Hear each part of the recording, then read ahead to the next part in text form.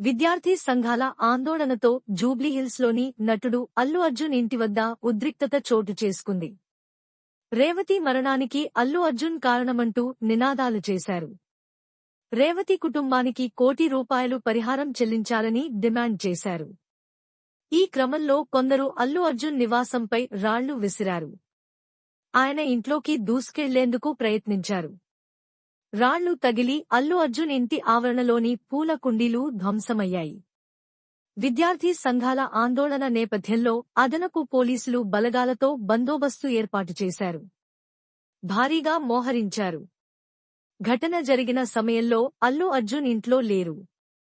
సమాచారం తెలుసుకున్న ఆయన మామ చంద్రశేఖర్ రెడ్డి అక్కడికి చేరుకుని ఘటనపై ఆరా తీస్తున్నారు. జరిగిన ఘటనపై సెక్యూరిటీ సిబ్బంది జూబ్లీహిల్స్ పోలీసులకు ఫిర్యాదు చేసే అవకాశమున్నట్టు సమాచారం. మరిన్ని వైరల్